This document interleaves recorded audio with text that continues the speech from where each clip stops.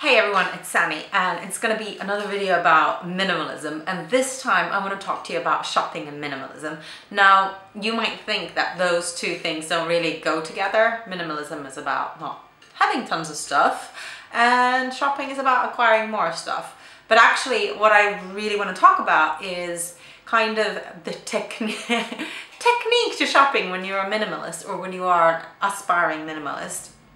Because even though I'm on a path to minimalism and know that it forever will be a path, I'm never going to be 100% like I will have no stuff, but I'm on a very conscious path to minimalism. I love browsing in shops. I love trying on things. I love kind of following fashion. I love looking at stuff, but it's taken me a long time to understand that I don't actually need to own all those things, if that makes any sense. So I'm going to give you, how many tips do I have? 6 different tips on how to curb that shopping and how to actually plan and be a very conscious shopper and help. This is just stuff to help you on your way towards a more minimalist lifestyle, I guess. And I think it's a complete myth that minimalists don't shop. Yes, we do need things every once in a while. We don't shop compulsively, but everybody needs things. And there is a huge spectrum of minimalists. There are people that live in trailers, have all of their stuff that they own in this whole wide world in a trailer or in like one of those cute tiny houses. And there are minimalists that live in big houses that just have a beautiful kind of very modern, sleek interior, wardrobe full of clothes, but they're all in the same kind of color scheme. There are minimalists to suit kind of every budget and every lifestyle. And I don't like it when there's like lots of hatred going around and going, oh, that person is not a minimalist because that person doesn't have exactly 33 items of clothing, or that person is not a minimalist because they're not following the KonMari method. Everybody is on a journey of their own. I've got an Instagram my main Instagram is MissMay27, but then I also have another Instagram that I started to kind of more or less document my minimalism and healthy eating, green living kind of journey. Check it out. It doesn't have tons of stuff on it yet, but there will be. There will be, I promise. Anyways, yeah, on with the show. My very first tip is set a weekly or a monthly budget. Mine is a weekly one. I take out money on Monday and that needs to last me all the way until Sunday night. Now, the reason why I do this is I realize that when I'm shopping with debit cards or credit cards, I have no real control over how much money I'm spending. Even if I'm making a conscious decision, when it's not actually money in my wallet and I can't see it getting less and less, I don't really remember every single little purchase, and I don't really, for me personally, it makes it more real when it's cold, hard cash. And when I want to buy something bigger, I take out a 20 or 40 from 1 week's budget and I just put it aside in an envelope. But this really, it has curbed my shopping so much because I can physically see the amount of money I'm spending. And for me, it's just cash is king when it comes to curbing your shopping habits. My second tip is to plan, and more or less to plan with mood boards. I will put a link to my Pinterest below. There's links to Pinterest, Instagram, Twitter, Facebook, whatever below, but especially Pinterest, because Pinterest is a great way to mood board. So I have mood boards for my home, I have mood boards for clothes, I have mood boards for makeup, and I collect stuff that I'm thinking of buying. Doesn't necessarily mean that I am going to buy them. I also have secret boards for like gifts, like Christmas gifts or gifts to loved ones, or whenever I see an idea. So it's a way of planning what I want, and instead of just going out and buying it, I've kind of collected it in a space, and then eventually there's 2 benefits to this. Eventually I might take it out because I'm like, nah, don't need it anymore. It was a great idea when I saw it online, but not really. And the second one is I start to see patterns of things that I like. So if I have like, got a mood board of going fashion I want, I realize that I am pinning similar things, and then there's a couple of anomalies that are completely out of my style. But those things is like, for example, for me, stripy tops. I will forever wear stripy tops. Now, I don't need tons of them. I have a couple of stripy tops in short sleeve, in long sleeve, and in a thicker long sleeve. I don't really need more than that. But I do realize that I pin more, but it's forever like correlating what I have, what I like, what my style is, and it is about evolving your style as well. And then what do I really need? But planning, doing mood boards, I mean, for some people it means doing a big, kind of like a big, huge whole wall, if you need it, mood board. For me, I like it on my Pinterest because then I also have it on my phone. And that brings me to point number 4 is have a list on your phone. Not only do I have my Pinterest on my phone when I go shopping, but I also have a list just in notes of things that I have written down that I actually need to buy.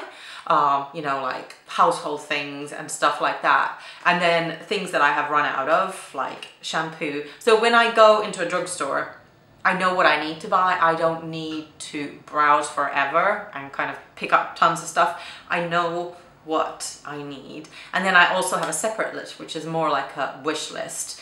And I revisit that wish list several times. So when I'm in a store, I go, oh yeah, I do need a new kind of spring coat or something like that. I'm not going to buy it like immediately when I see it. I am going to remind myself of the list, remind myself that I need that, but I will shop around. But when you have lists on your phone, it makes your life so much easier. And the next one is shopping your color scheme. It took me a long time to get there. I'm drawn to, I know that my palette, my personal palette is neutrals. So white, not cream, makes me look really dead. White, black, grays, only certain grays, kind of navy, and anything that's stripy. But it took me a long time to realize that these are the kind of clothes that I feel really comfortable in. So this is what I mean about color scheme. So this is my wardrobe.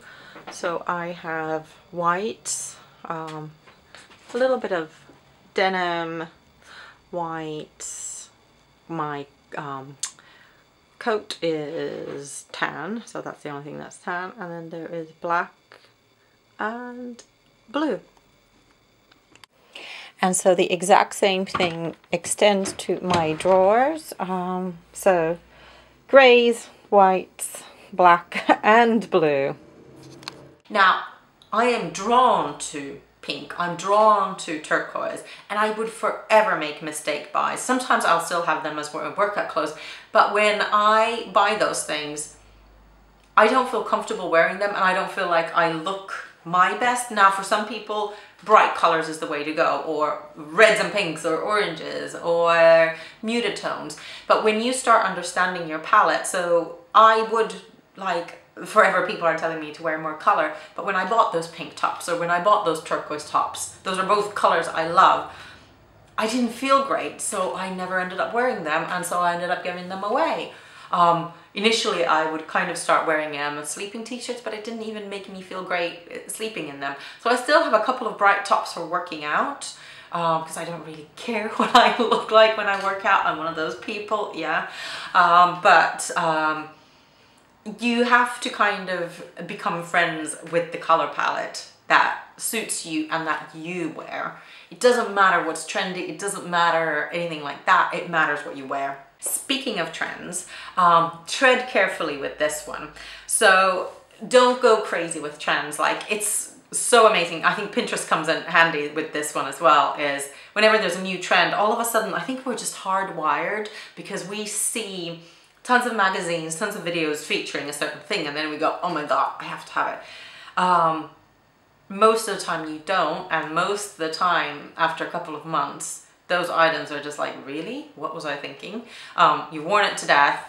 And so my advice here is, if you do want to indulge in a trend, indulge in a small item, like something that won't break the bank and something you won't mind giving to Goodwill after you are done with it. So a good recent example was last year everybody was really into chokers. I really wanted one. So I bought a cheap one. I wore it while it was still trendy. Now it only seems like kids are wearing them now. But then I gave it away, and that was like £5. And so it doesn't matter to me that I bought it because it wasn't tons of money spent on it. And it's also, I know that these couple of little trendy items, I will forever have, like, buy a few of them, but then I will recycle them on because I don't spend a lot of money in them, and I know someone else will love them. So I'm not accumulating them. They're items that I am happy to let go of at the end of the day. Last but not least is, and this is actually what I do advise you to buy, is buy quality. So buy the more expensive, high quality version of what you can afford. Now, this will be different for everybody, but it is something that will see you through seasons and seasons and seasons. And that's essentially the essence of minimalism, is not having to buy new stuff all the time. So you are, I mean, I live in a climate with different, you know, seasons. So I need a coat I can wear in the spring. I need a coat I can wear in the autumn. I need a coat I can wear in the winter. And these are very different kind of coats because the temperature changes so much. So for me, I don't want to come every spring buy a new spring coat. I want to be able to wear the same one. Like I don't want to have to spend that money.